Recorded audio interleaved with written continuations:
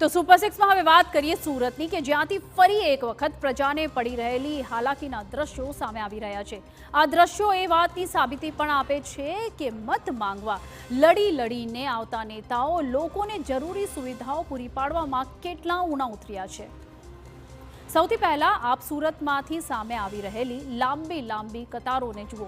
સવારના 6 વાગે એટલે સુરતના જનસેવા કેન્દ્ર પર આ જ રીતે લોકોની ભીડ એકઠી થવા લાગે છે અને તેનું કારણ માત્ર એક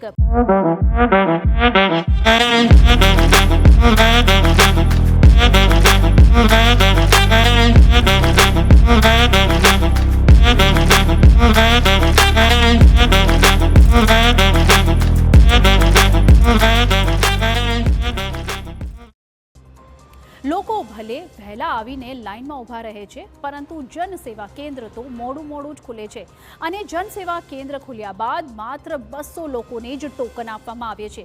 જે લોકોને ટોકન નથી મળ્યા તેમને ફરી ધક્કો ખાવો પડશે અને સાસા સાથે પાછું ફરવું પડે છે। જો કે જેમને ટોકન મળી ગયું છે તેમને પણ આવકનો દાખલો મળશે કે પછી કેટલા વાગે મળશે તેની કોઈ જ ગેરંટી નથી। સવારે 7-8 વાગે અમે કાલે બી આવે તો ટોકન ના મળ્યું, પાછું જવું પડ્યું, પાછી કે બપોરે આવો, બપોરે બી પાછા ગયા, સર્વર ડાઉન થઈ ગયું। હવે આજે અહીંયા 7-8 વાગ્યાના આવેલા છીએ, 10 કિલોમીટર દૂરથી આવું છું વલથાણથી હું, બરાબર। હવે આવી રીતે અમારે રોજ ધક્કા ખાવાના।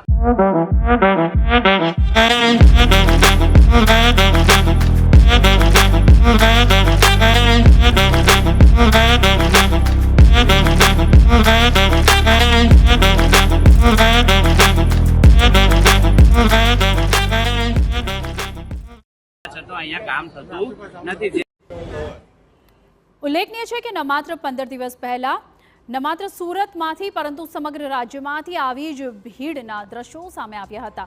આવકનો દાખલો કાઢવા માટે લોકોએ કલાકો સુધી સમય વેડફવો પડ્યો હતો અને તેની સાબિતી ખુદ આ દ્રશ્યો જ આપી રહ્યા છે। પરંતુ ત્યારે તંત્ર દ્વારા ઝડપી કાર્યવાહીની અને જરૂર પડે તો વધુ વ્યવસ્થા પૂરી પાડવાની ખાતરી આપવામાં આવી હતી, પરંતુ 15 દિવસ બાદ પણ સામે આવી રહેલા દ્રશ્યો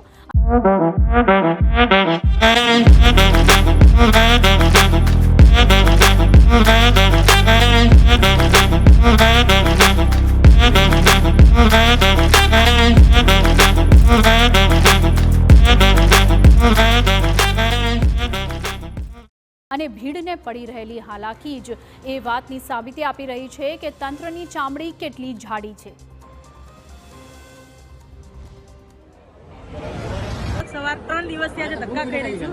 સવારે 7 વાગ્યાની આવીને લાઈનમાં ઊભી છું, તે છતાં હજી હવે ટોકન મળ્યું છે પણ હજી તો ક્યારે વિન્ડો ખુલશે અને ક્યારે નંબર આવશે એની કોઈ ખ્યાલ નથી। બપોરના 3 બી વાગે ને 4 બી વાગે રોજ આવી રીતે ધક્કા। 3 દિવસથી અમે ત્યાંથી રિક્ષા કરીને આવીએ છીએ અને રિક્ષા ભાડું આવકના દાખલા કરતા તો રિક્ષા ભાડું અમારું વધી જાય છે।